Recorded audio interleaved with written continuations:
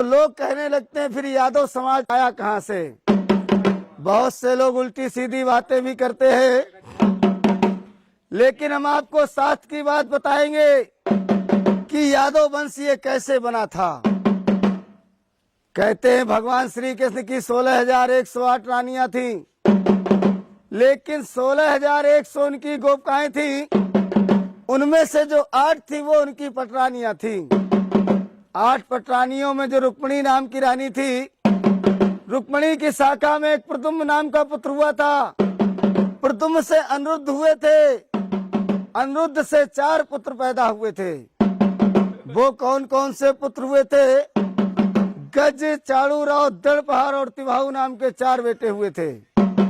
यहीं से अपने यादव समाज का बंटवारा होना शुरू हो गया। जो गज के वंशज हुए इनको बिहार की गद्दी दी गई, जो यादव के नाम से जाने गए साहब।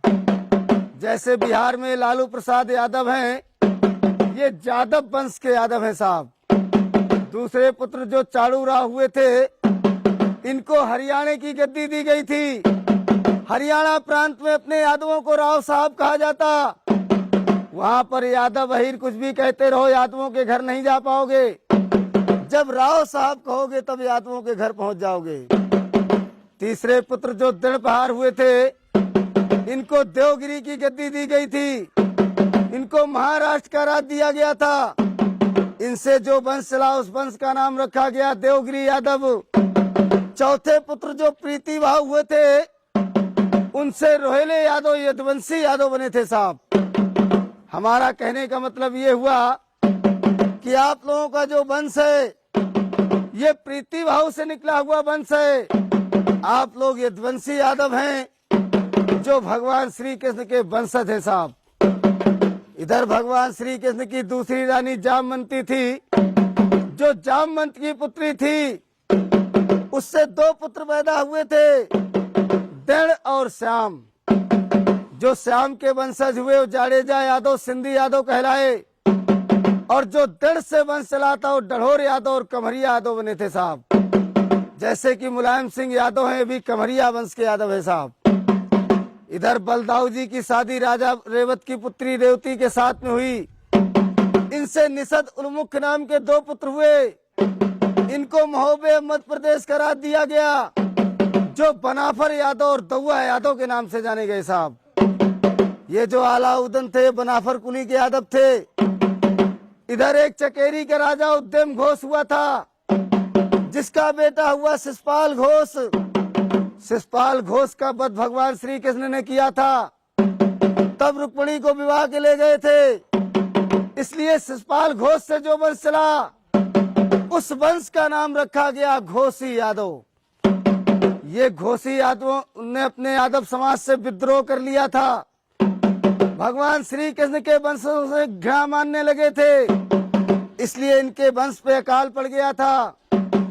इनके राज पुरोहितों ने इनको बताया था कि जब भगवान श्री कृष्ण के वंश में जाकर तुम वंश बजाकर भिक्षा मांगोगे, तभी अपने कर्म से उद्धार हो पाओगे। तब से आकर के घोषी लोग वंश बजाने लगे थे। वहां से घोषी समाज कहलाया था साहब। ये तो सुनाई वंशावली, कैसे चंद्रवंश बना, कैसे यदुवंश बना, कैसे अहीर नाम पड़ा, कैसे घोषी कमरिया ग्वाला बने। अब एक मिनट के लिए अपने यादव समाज के हम कुली बताएंगे कि यादवों में कौन कौन सी कुली होती है साहब। गोत्र तो सभी यादवों का त्रि है, लेकिन कुली सबकी अलग अलग है साहब।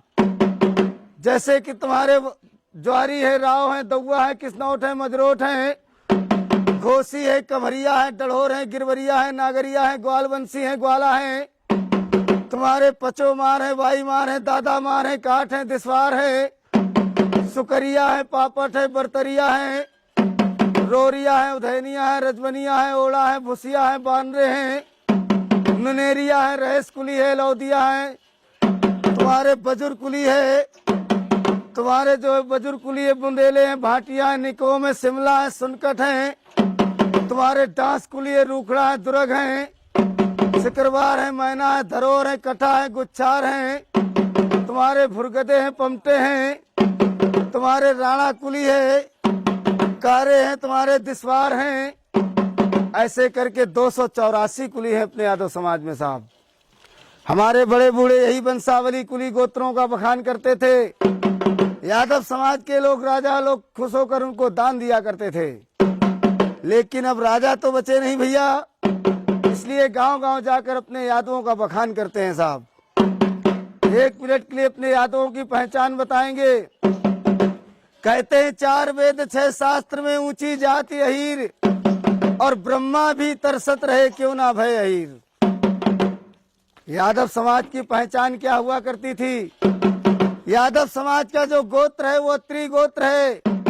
यादव समाज का जो वेद है यजुर्वेद है साहब। यादव समाज की जो कुलदेवी है महालक्ष्मी है। यादव समाज में जो पूजन होता था, होली दीपावली में तलवार का पूजन होता था। यादव समाज का जो झंडा था वो पीला झंडा था। यादव समाज का जो वस्त्र हुआ करता था मोर मुकुट हुआ करता था। यादव समाज के जो गुरु थे वो दुर्वासा ऋषि हुआ करते थे। एक पहचान और है यादवों की। कहते छाती तानत शान से चाहो जहाँ जात शरीर, छाती तानत शान से चाहो जहाँ जात शरीर, मान हान और कड़ वचन सह नहीं सकत अहीर।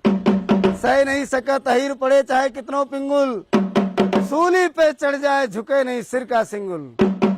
ये विशेष पहचान होती अपने चंद्रवंशी क्षत्रियों में साहब। लेकिन बहुत से यादव लोग ऐसे भी मिलते हैं भैया जिनके